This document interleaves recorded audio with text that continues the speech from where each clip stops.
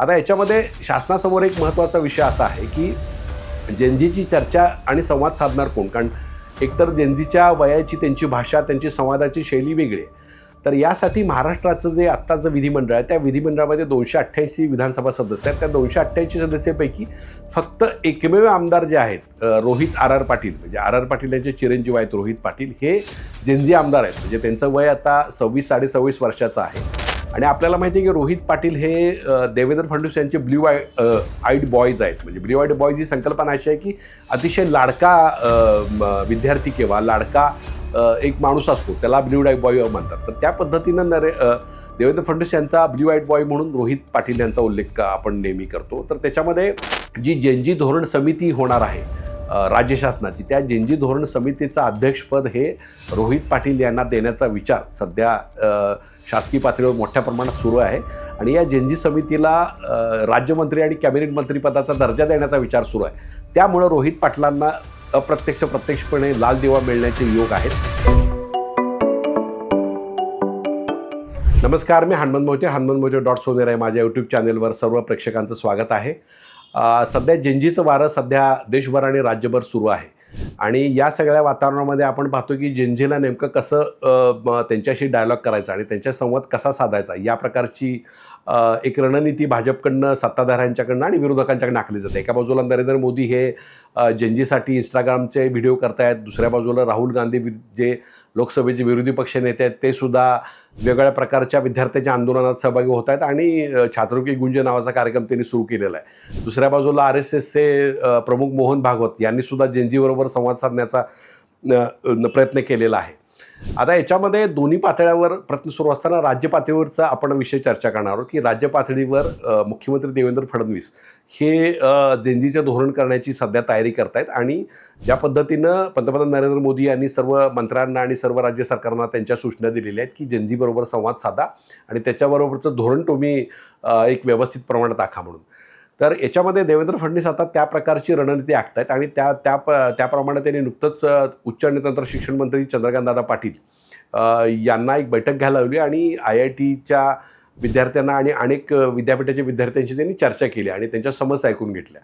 आता याच्यामध्ये दरवेळी आपल्याला माहिती आहे की ज्यावेळी शासनाच्या स्तरावर बैठक होती त्यावेळी टीका ऐकून घेतली जात नाही.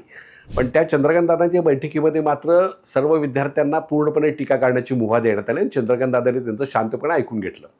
आता याच्यामध्ये शासनासमोर एक महत्त्वाचा विषय असा आहे की जेनझीची चर्चा आणि संवाद साधणार कोण? कारण एकतर जेनझीच्या वयाची त्यांची भाषा, त्यांची संवादाची शैली वेगळी आहे.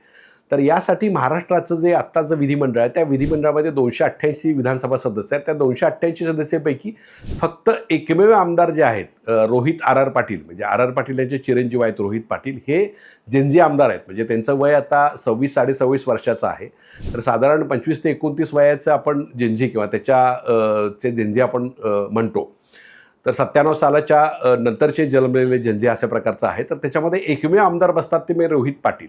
आणि आपल्याला माहिती आहे की रोहित पाटील हे देवेंद्र फडणवीस यांचे ब्ल्यू आईड बॉयज आहेत. म्हणजे ब्ल्यू आईड बॉयज ही संकल्पना अशी आहे की अतिशय लाडका विद्यार्थी किंवा लाडका एक माणूस असतो, त्याला ब्ल्यू आईड बॉय म्हणतात. तर त्या पद्धतीनं देवेंद्र फडणवीस यांचा ब्ल्यू आईड बॉय म्हणून रोहित पाटील यांचा उल्लेख आपण नेहमी करतो. तर त्याच्यामध्ये त्यांनी मग तो लाडका असल्यामुळं तिथं MIDC असेल तासगावमध्ये, त्यानंतर निधी असेल, त्यामुळं टेंबू योजनेला जवळजवळ 800 कोटीचा निधी असेल, त्यानंतर बायपाससाठी रिंग रोडसाठी निधी असेल.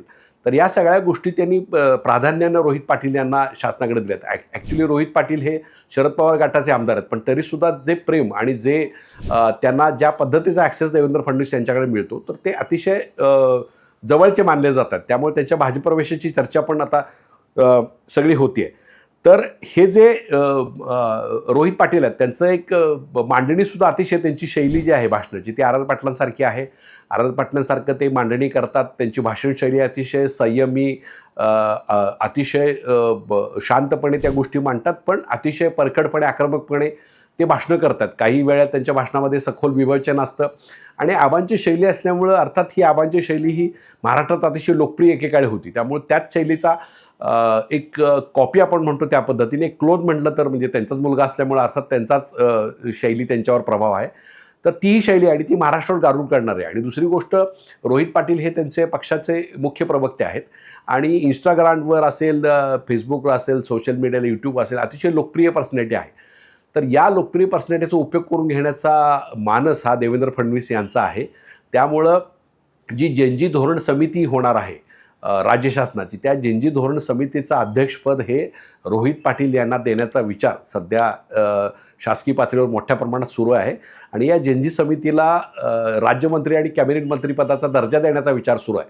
त्यामुळं रोहित पाटलांना प्रत्यक्षपणे लाल दिवा मिळण्याचे योग आहेत आणि त्या प्रकारची चर्चा सुरू आहे. तर याबद्दलचा एक प्रस्ताव होता, तो सुद्धा चंद्रकांत पाटील यांची आणि मुख्यमंत्र्यांची चर्चा झाल्याची खात्री एक माहिती आहे. त्याच्याबद्दलचं धोरण एक ठरतंय आणि त्यासाठी रोहित पाटलांची निवड होती. आणि रोहित पाटील हे का, तर एक आर पाटलांचा एक परखड वारसा आहे, अतिशय प्रभावी नेतृत्व आहे, फुले शाहू आंबेडकरांचा वारसा आहे. आणि आम्ही जेनजीबरोबर संवाद करताना अराजकीय व्यक्ती किंवा आम्ही राजकारण त्याच्यामध्ये आणत नाही, अशा प्रकारची भूमिका ही देवेंद्र फडणवीस असणार आहे. आणि त्याप्रमाणे हे जेनजी धोरण समितीचं अध्यक्षपद हे रोहित पाटलांच्याकडे जाऊ शकतं आणि त्यांना कॅबिनेट दर्जा पण मिळू शकतो. त्यांच्याकडे काय काम असेल तर त्याच्यामध्ये राज्यातील 6 महसूल विभागामध्ये जेनजीच्या लोकांची चर्चा करणं, त्यांच्याशा शैक्षणिक त्यांचं जे धोरण आहे त्याच्याबद्दलचं त्यांची काय भूमिका आहे त्याच्याबद्दल चर्चा करणं असेल. मग शाळा कॉलेजचे प्रश्न असतील, हॉस्टेलचे प्रश्न असतील, त्यानंतर मग त्यांच्या बसेसचे प्रश्न असतील, त्यांच्या फीच्या स्ट्रक्चरचे प्रश्न असतील. म्हणजे त्याच्या धोरणाची एक संकल्पना अशी देवेंद्र फडणवीसांनी मांडलेली आहे, IIT ते ITI, म्हणजे IITचं शिक्षण तंत्रज्ञानाचं ते ITIमध्ये अगदी तुम्ही ड्राफ्ट्समन, फिटर, वेल्डर वगैरे अशा प्रकारची भूमिका. तर IIT टू ITI अशा प्रकारची धोरण निश्चिती देवेंद्र फडणवीस यांच्या मनात आहे आणि ती धोरण निश्चिती करण्याची जबाबदारी ही रोहित पाटील यांच्यावर होऊ शकतो. त्यामुळं कदाचित रोहित पाटील यांना लाल दिवा मिळू शकतो. मग त्याच्यामध्ये उद्योजक आणि विद्यार्थ्यांची चर्चा असेल, विद्यार्थी उद्योगाभिमुख शिक्षण अशा प्रकारची रचना असू शकते. त्यामुळं ही संधी मिळू शकते आणि असं झालं तर रोहित पाटील यांना लाल दिवा मिळणं फार अवघड नाही.